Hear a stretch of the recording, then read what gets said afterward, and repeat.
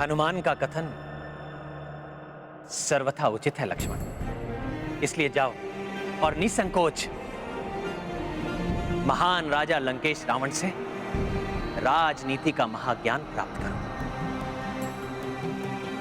जिसे उनसे अधिक कोई नहीं समझता, कोई नहीं जानता। प्रणाम भैया।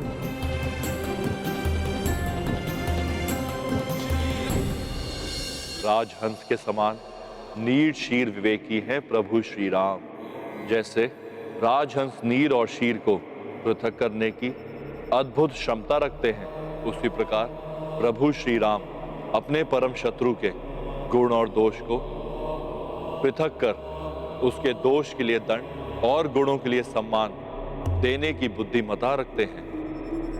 इसलिए उन्होंने लक्ष्मण को रावण से शिक्षा प्राप्त करने के लिए भेजने का निर्णय लिया है और उनके परम भक्त हनुमान ने भी उनके संस्कार को भली भांति ग्रहण किया है। इसलिए वो भी रावण के श्रेष्ठ गुणों को समझकर लक्ष्मण को रावण के पास जाने के लिए मना पाए।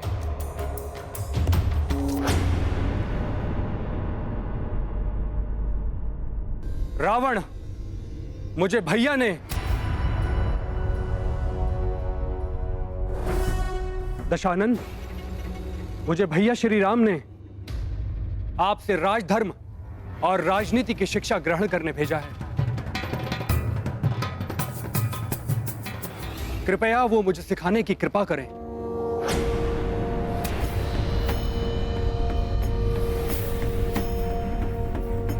मैं पुनः आग्रह करता हूं, मुझे अपने अग्रज के आदेश को पूर्ण करने दें।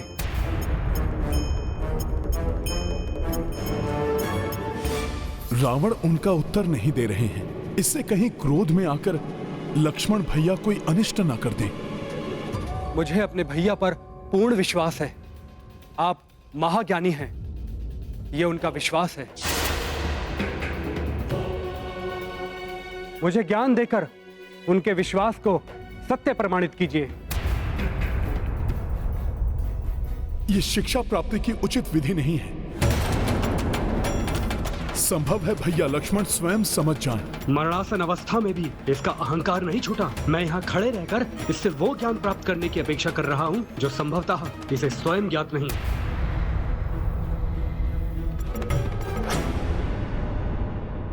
मैं क्षमा चाहता हूँ भैया, परंतु उस दंभी रावण ने मेरी ओर देखा तक नहीं।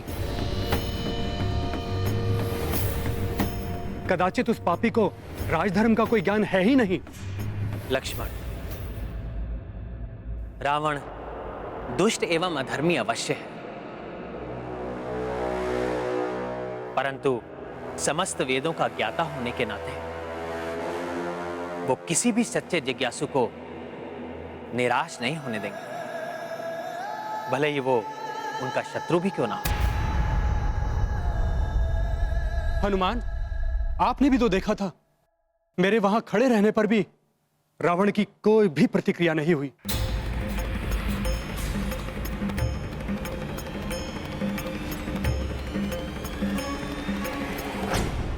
लक्ष्मण भैया, आपने वहां जाकर 2 बार अनुरोध अवश्य किया, परंतु शिक्षार्थी की विनम्रता धारण किए बिना तो रावण आपको शिक्षा क्यों देते?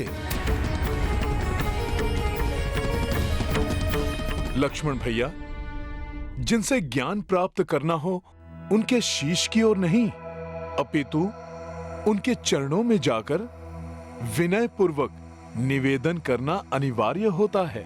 सत्य कहा हनुमान ने लक्ष्मण। तुम रावण के समीप उसी भाव से जाओ जिस भाव से तुम गुरु वशिष्ठ जी के पास जाते। गुरु से कुपित होकर, उसको हीन समझकर कोई कैसे ज्ञान प्राप्त करने की अपेक्षा कर सकता है? मैं अपनी भूल के लिए क्षमा चाहता हूं भैया। मैं पुनः रावण के समीप जाकर उनसे विनम्र भाव से अनुरोध करता हूं।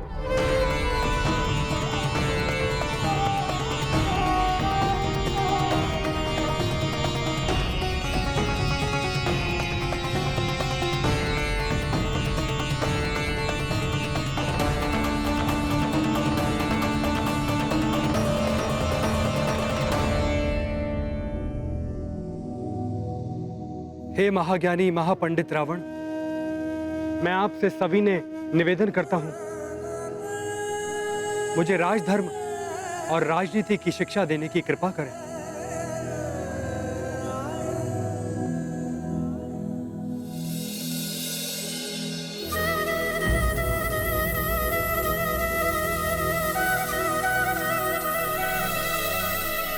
कितने शीघ्र राम और हनुमान लक्ष्मण को कुपथ से सुपथ पर ले आए।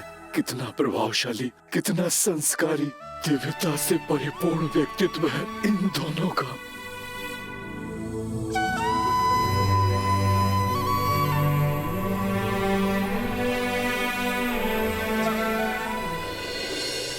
रामचंद्र नारायण रूपी बजरंगी शिव शंभु तरस्वी।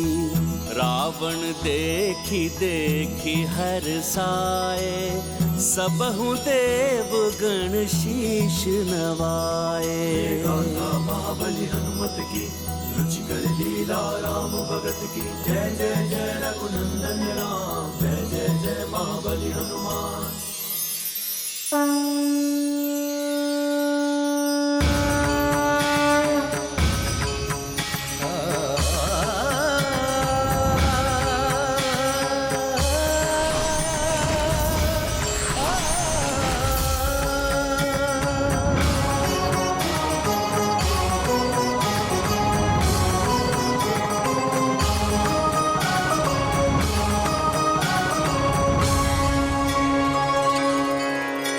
हे दशानन, क्या आप मुझे शिष्य रूप में स्वीकार करने की कृपा करेंगे?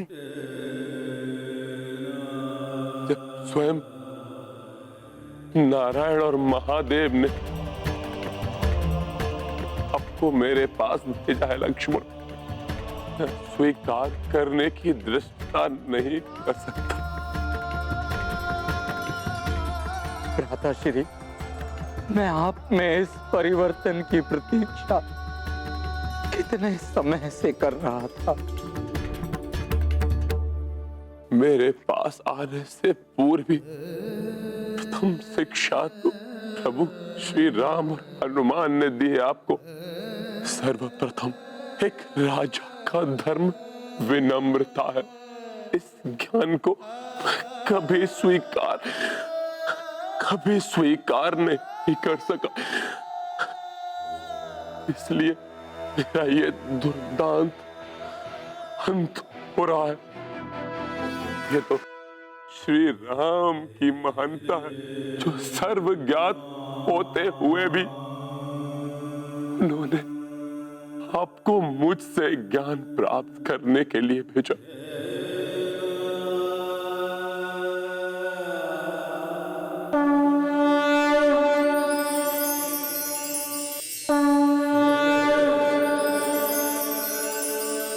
इसलिए आपको समस्त ज्ञान प्रभु श्री राम ही देंगे, जिन्होंने मुझ जैसे शत्रु को भी सम्मान देकर अंत समय में मुझे कृतार्थ किया।